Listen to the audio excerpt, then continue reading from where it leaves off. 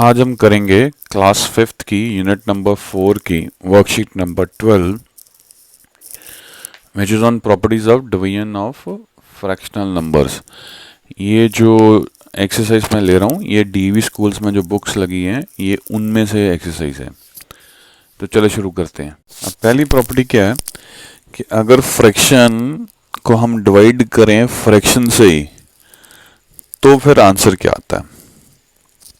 देखो, जब भी हमने फ्रैक्शन को फ्रैक्शन से डिवाइड करना होता है तो हमें ये डिवाइड के साइन को चेंज करना होता है मल्टीप्लाई के साइन के साथ।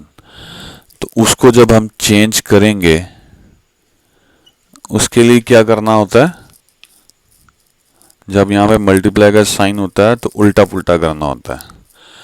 जो ये वाली फ्रैक्शन होती है डिवीजन के इस साइड पे जो दी होती है जिससे हम डिवाइड कर रहे हैं उसको हम उल्टा कर देते हैं। मतलब जो न्यूमरेटर होता है वो डिनोमिनेटर बन जाता है और जो डिनोमिनेटर होता है वो न्यूमरेटर बन जाता है।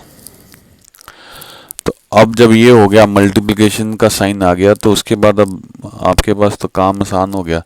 अब देखो ये 4 जो है 4 से डिवाइड होगा, इन दोनों का एचसीएफ 4 ही रहने वाला है, और ये 5 जो है 5 के साथ डिवाइड होगा। तो आंसर क्या आएगा 1। तो प्रॉपर्टी ऑफ जो पहली हम सीख रहे हैं of division of fractional number ये है कि अगर एक फ्रैक्शन को उसी के साथ ही डिवाइड करोगे, अगर एक फ्रैक्शन को उसी फ्रैक्शन से डिवाइड करोगे तो आंसर विल बी 1। तो ये एक प्रॉपर्टी है। ये प्रॉपर्टीज हम इसलिए सीखते हैं कि भी जब हमें इस तरह की सिचुएशन आएगी तो हम अपना टाइम कैलकुलेशंस करने में वेस्ट नहीं करना, हमें सीधा ही पता होना चाहिए कि हाँ भी यहाँ पे जो फ्रैक्शन है ये उसी से डिवाइड हो रही है, सेम फ्रैक्शन से डिवाइड हो रही है, तो आंसर 1 आना है। तो हम सीधा ही आंसर 1 लिखा करेंगे जब भी आगे कोई सिचुएशन आती है। तो जो दूसरी प्रॉपर्टी हमने सीखनी है वो ये है कि अगर फ्रैक्शन को हम 1 से डिवाइड करें तो आंसर क्या आने वाला है। देखो, वैसे तो 1 से आप किसी भी नंबर को डिवाइड कर लो ना तो आंसर वो नंबर ही खुद होता है, तो यहाँ पे भी वही रहने वाला है। अगर आप 9/11 को हम डिवाइड कर रहे हैं 1 से तो हम ये 1/1 ले लेते हैं, मान के चलो 1/1 में लिखी जाओगे तो कोई फ़र्क तो पड़ेगा नहीं, तो ये तो आंसर हमेशा 1 ही आना है। अब अगला काम क्या होता है हमारा, इसको मल्टीप्लाई में चेंज करना डिवीजन के साइन को। उसके लिए इसको जो है उल्टा पुल्टा करना है, तो इसको उल्टा पुल्टा कर लो। ये वाला 1 इधर आ जाएगा, ये वाला 1 नीचे आ जाएगा, बात तो फिर 1 की 1 ही रहनी है। अब मल्टीप्लाई कर लो। अब ऊपर मल्टीप्लिकेशन होएगी 9 इंटू 1 और नीचे मल्टीप्लिकेशन होएगी 11 इंटू 1। तो आंसर क्या आएगा 9/11। तो शुरू कहाँ से हुए थे हम शुरू इस फ्रैक्शन से हुए थे, ये 1 से डिवाइड हो रही थी और आंसर में भी फाइनली वही फ्रैक्शन आई है।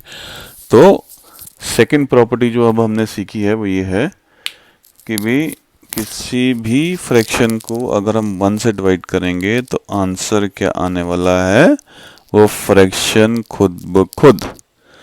तो ये अब हो गई प्रॉपर्टी नंबर 2। अब अगली प्रॉपर्टी क्या है, एक मिक्स फ्रैक्शन है जिसको डिवाइड किया जा रहा है 1 से, तो आंसर क्या आएगा। तो भाई जी आंसर वही फ्रैक्शन आएगी। अभी हमने सीखा है कि 1 से किसी भी फ्रैक्शन को डिवाइड करेंगे तो आंसर में वही फ्रैक्शन आने वाली है। तो ये जो सम्स हैं मैं इनमें बहुत ज़्यादा डिटेल में नहीं जाऊंगा क्योंकि इनमें कुछ करने के लिए है ही नहीं है। अगला क्वेश्चन क्या है, 9 1/3 डिवाइडेड बाय 9 1/3, आंसर क्या आएगा। देखो यहाँ पे जो फ्रैक्शन है वही यहाँ पे है, डिवाइड हो रही हैं। तो अभी हमने ये सीखा था कि भी एक फ्रैक्शन को अगर उसी से डिवाइड किया जाए तो आंसर क्या आता है 1। तो आंसर यहाँ पे क्या आएगा 1। आप इसको एक्सपैंड करके भी कर लोगे ना तो भी आप चेक करोगे तो आंसर वही आने वाला। चलो एक्सपैंड करके देखते हैं। 9 3 27 प्लस 1 28। तो ये क्या हो गया 28/3 डिवाइडेड बाय 28/3। अब ये डिवीजन को चेंज करो मल्टीप्लिकेशन में, तो ये क्या आएगा, ये उल्टा पुल्टा हो जाएगा, ये वाला 3 इधर आ जाएगा और ये वाला 28 नीचे आ जाएगा। अब ये आपस में कट जाएंगे तो आंसर यहाँ पे भी 1 आ जाएगा, इधर भी 1 आ जाएगा। तो ये फाइनली आंसर क्या आया? 1। तो हमने क्या लिखा था? हमने भी लिखा था 1। तो इन सम्स में हमें देखते सारी, मैंने जैसे बोला था हमें आंसर्स लिखने हैं, क्योंकि हम ये प्रॉपर्टीज सीख रहे हैं। तो प्रॉपर्टीज में हमें मल्टीप्लिकेशन करके फिर दोबारा से आंसर ढूंढने की जरूरत नहीं होनी चाहिए। तो answer is 1। A fraction divided by the fraction itself, the answer will always be 1।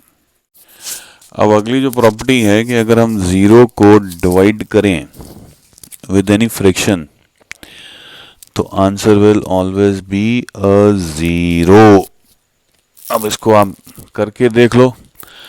अब ये डिवीजन को हमें करना है चेंज मल्टीप्लिकेशन में, तो 0 into जब हम लिखेंगे तो हम इसका रेसिप्रोकल लिखेंगे। तो रेसिप्रोकल में क्या होगा कि जो डिनोमिनेटर है वो ऊपर आ जाएगा और जो न्यूमरेटर है वो नीचे चला जाएगा।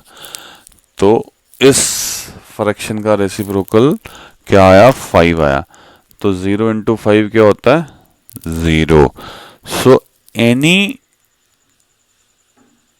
Fraction dividing 0 answer will always be 0। तो ये अब एक और तीसरी प्रॉपर्टी हमने सीखी। तो ऐसी सिचुएशंस में वैसे हम अब एक प्रॉपर्टी तो आप ना अपनी गांठ बांध के रख लो कि 0 के साथ चाहे कुछ भी मल्टीप्लाई हो रहा हो या कुछ भी डिवाइड हो रहा, आंसर विल ऑलवेज बी 0। क्योंकि इसका कोई लॉजिक ही नहीं बनता कि आप मल्टीप्लिकेशन क्या होती है कि हमें किसी नंबर को कितनी बारी ऐड करना है। तो मान लो 0 को आपने 10 बारी भी ऐड करना हो, तो 0 को 10 बारी भी ऐड करोगे तो आंसर 0 ही आएगा। तो डिवीजन क्या होती है कि मान लो हमें कोई नंबर दिया 10, अब हमने उसको 0 के साथ डिवाइड करना है। मतलब हमने डिवीजन क्या होता है कि हमने बांटना होता है इक्वल पार्ट्स में किसी चीज़ को। तो जब हमने 10 को 0 से बांटना है तो आंसर क्या होगा? 0 ही होगा ना, बटेगा कुछ नहीं, क्योंकि बांटने कितने यूनिट्स पे हमने बांटना है? 0 में बांटना है। तो 0 जहाँ भी दिखे मल्टीप्लिकेशन में और आपका डिवीजन में, answer will always be a 0। अगला एक सम दिया हुआ है कि भी हम किस नंबर को डिवाइड करें इस फ्रैक्शन से कि आंसर 0 आए। तो देखो जब आंसर में ही 0 आ गया ना तो ये डिवीजन होगी ही 0 के साथ, तभी ही आंसर 0 आने वाला है। तो इसमें ये जो थर्ड प्रॉपर्टी हमने सीखी है वो काम आएगी और इसके लिए हमें कोई कैलकुलेशंस वगैरह करने की ज़रूरत नहीं है, हमें देखते ही इसका आंसर लिखना है। अब इसके बाद एक लास्ट क्वेश्चन रह गया, वो कर देता हूँ। बीच में मैंने 2 छोड़े हैं, जानबूझ के छोड़े हैं ताकि वो खुद आप करो। अब ये क्या जी? 6/7 divided by dash is equal to 6/7। तो देखो जब फ्रैक्शन ही आंसर में आ रही है ना तो ये पॉसिबल तभी है जब वो डिवाइड होएगी 1 के साथ। तो यहाँ पे क्या आंसर आएगा? 1। Now with this we have come to end of this worksheet। जिन लोगों ने सब्सक्राइब नहीं किया है प्लीज़ सब्सक्राइब कर लीजिए चैनल को। उससे आपके जब सब्सक्रिप्शंस अपनी आप चेक करेंगे उसमें मेरा चैनल दिखेगा, उस चैनल में फिर आपको सारी वीडियोस इकट्ठी दिख जाएंगी। वैसे भी आपको मेरी कोई वीडियो सर्च करनी है तो मेरा नाम लिखिए, क्लास लिखिए, यूनिट लिखिए, वर्कशीट लिखिए, तो आपको आराम से मेरी जो पर्टिकुलर वर्कशीट की आपकी जो वीडियो है आराम से आपको मिल जाएगी। शेयर कीजिए वीडियोस, जहाँ देख रहे हैं उसके नीचे शेयर का ऑप्शन है, तो व्हाट्सएप के थ्रू अपने फ्रेंड्स के शेयर कर लीजिएगा। वीडियो पसंद आई है तो लाइक करिएगा, थोड़ा सा हौसला बढ़ जाता है। कोई कॉम्प्लीमेंट देना है तो भी कमेंट कर दीजिए, कोई सजेशन देनी है तो भी कमेंट कर दीजिए, ताकि मेरे को अपने आप को अगर इम्प्रूव करना है तो मैं फिर उस पर भी काम करूँ। Thanks a million watching for the video till the end. Thanks a lot.